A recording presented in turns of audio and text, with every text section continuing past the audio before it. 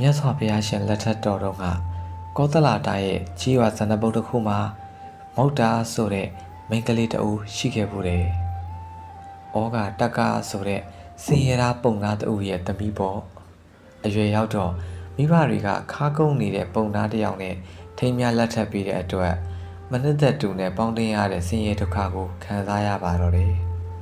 ဆန်ဖွတ်တဲ့အလုံးနဲ့အသက်မွေးရင်ခါကုန်းတဲ့ယောက်ျားနဲ့ပေါင်းနေရတဲ့အိမ်တော်တဲ့ဘဝမှာလုံးဝမပြောနိုင်တော့ဘူး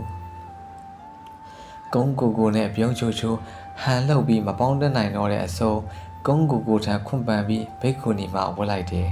။ဝိပဿနာအလုပ်အားထုတ်ပြီးမဲ့စိတ်တွေကဟိုဒီပြန့်လွတ်ပြေးလွှားနေလို့တမာတိမရနိုင်ပဲဖြစ်နေတဲ့အတွက်စိတ်ပြန့်လွတ်နိုင်ကိုဘဝကိုပြန်တွေးပြီးစိတ်ကိုဆုံးမပါတယ်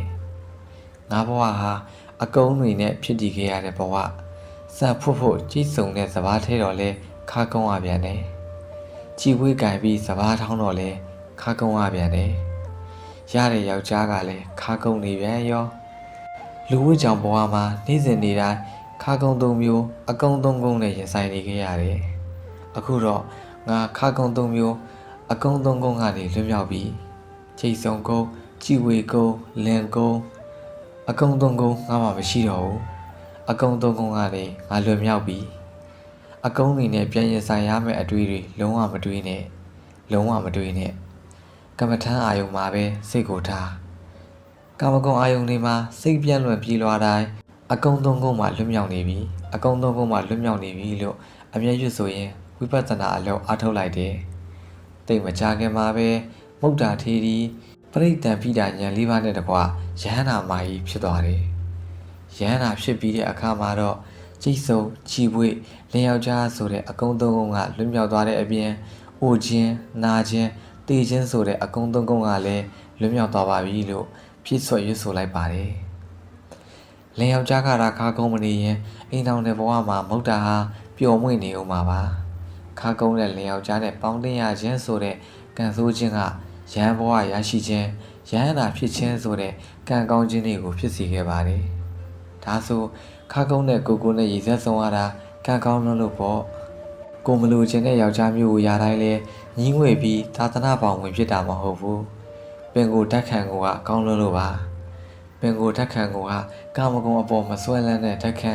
တရားဓမ္မပဲစိတ်ညွတ်တဲ့တက်ခံဖြစ်နေလို့ကိုမပေါင်းချင်တဲ့ယောက်ျားနဲ့ပေါင်းရတဲ့အပေါ်ညီးငွေပြီးလွတ်အောင်ယုံချင်တဲ့စိတ်ဖြစ်သွားတာပါပင်ကိုတက်ခံတာမကောင်းရင်ပင်ကိုတက်ခံကိုကကာမဂုဏ်အပေါ်ဆွဲလန်းတဲ့တက်ခံဖြစ်နေရင်ဒီတရားမကောင်းနောက်တစ်ယောက်ပြောင်းမှာပါပဲဒီတရားမချင်ရင်နောက်တစ်ယောက်ဒီတရားမကြိုက်ရင်နောက်တစ်ယောက်ထပ်ရှာမှာပါပဲတတ်မမယူဖြစ်တောင်ကြွယ်ရမှာတော့ဖောက်ပြန်မှာတည်ကြပါတယ်ကာမဂုဏ်အပေါ်မဆွဲလန်းတဲ့တက်ခံနေမခတက်ခံတဲ့တဏှာကလွတ်မြောက်လို့တဲ့တက်ခံနိတ္တယနာတက်ခံတာအားကောင်းနေမယ်ဆိုရင်ကြုံလာတဲ့များအဆိုးတွေအားလုံးဟာကိုယ့်ဘဝကောင်းဖို့ကိုယ့်ဘဝလွတ်မြောက်ဖို့အတွက်ဖြစ်လာတာကြီးပါပဲရုံထွက်လွတ်မြောက်လို့တဲ့တက်ခံတာစိတ်အခမ်းအဖြစ်နဲ့အားကောင်းစွာရှိနေမယ်ဆိုရင်ကြုံလာတဲ့များအဆိုးတွေအားလုံးဟာကိုယ့်ဘဝအေးချမ်းမှုအတွက်ကြီးပါပဲတက်ခံကောင်းသူတယောက်အတွက်မချစ်ပနဲ့တက်တဲ့သူနဲ့ပေါင်းတင်ရခြင်းစင်းရဲဟာချမ်းသာခြင်းရဲ့အကြောင်းပါပဲဒါဆိုရင်ချစ်ခင်တက်တဲ့သူနဲ့မပေါင်းတင်ရခြင်းစင်းရဲကလည်းချမ်းသာခြင်းရဲ့အကြောင်းပဲပေါ့ပြီးတော့ကိုချစ်တဲ့သူစီကကိုလိုချင်တဲ့ချစ်စကားချစ်ပြုမှုနားလည်ခွင့်လွှတ်မှုလိုက်ရောမှုမရခြင်းစင်းရဲကလည်းရုံးထွက်လွတ်မြောက်ဖို့တွန်းအားတစ်ခုဖြစ်ခဲ့တယ်ဆိုရင်ချမ်းသာခြင်းရဲ့အကြောင်းဖြစ်နေပြန်တာပါပဲ